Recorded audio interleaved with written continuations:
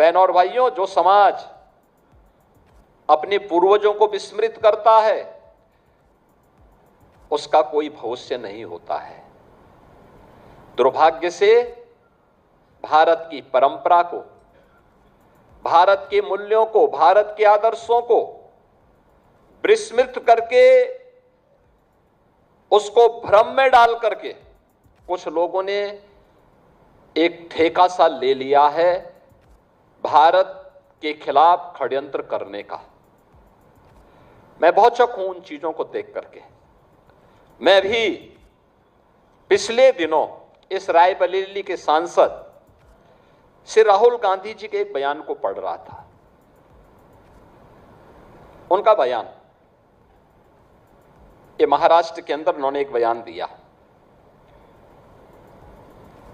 और उन्होंने बयान दिया कि महिलाएं मनुस्मृति के बंधन को तोड़ करके अब बाहर आ जाएं। राहुल जी एक राहुल गांधी के रूप में आपसे देश बहुत अपेक्षा नहीं करता है, कोई अपेक्षा नहीं करता है, लेकिन भारत की संसद में, भारत की सर्वोच्च पंचायत में नेता प्रतिपक्ष के रूप में आपको देश के लोकतंत्र के प्रति जवाबदेही बनाता है। आपने भारत के संविधान की शपथ ली थी और संविधान की शपथ लेकर के आप भारत की परंपरा को, भारत की विरासत को कोसना अपना जन्मसिद्ध अधिकार समझते हैं। आप यूपी के बाहर जाते हैं तो यूपी को लांछित और अपमानित करते हैं, भारत के बाहर जाते हैं तो भारत का अपमान करते हैं। भारत की सेना जब सीमाओं पर दुश्मनों के खिलाफ लड़ती है तो आप भारत की सेना के जवानों से प्रमाण मांगते हैं। आतंकवाद के खिलाफ देश की लड़ाई में देशद्रोही तत्वों को आप प्रत्यक्ष और अप्रत्यक्ष रूप से प्रोत्साहित करते हैं। अयोध्या में प्रभु श्री राम के अस्तित्व पर आपकी पार्टी प्रश्न खड़ा करती है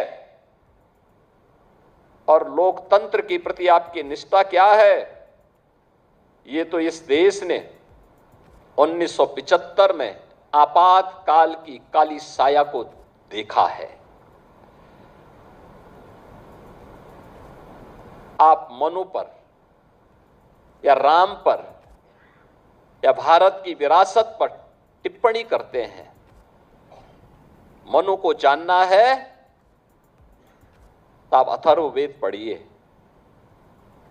शतपथ ब्राह्मण पढ़िए, मत्स्य पुराण पढ़िए,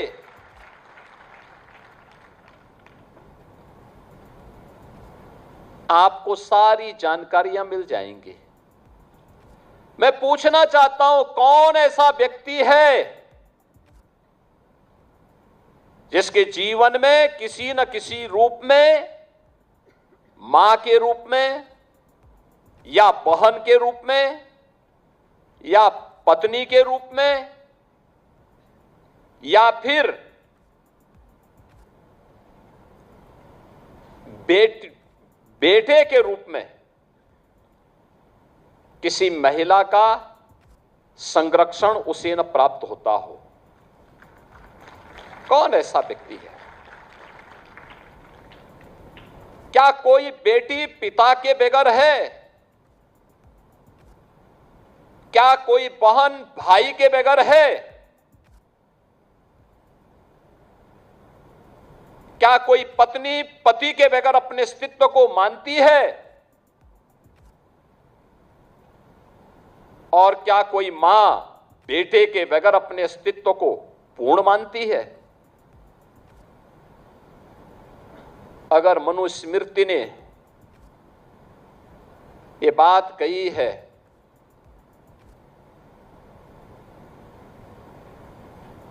आप बताइए सही बात क्या है? और आप भारत के बच्चों को, भारत के नौनिहालों को उस दिशा में क्यों ले जाना चाहते हैं जहां पर किसी माता को या किसी अन्य व्यक्ति को बाद में लज्जित होकर के माफी मांगनी पड़े?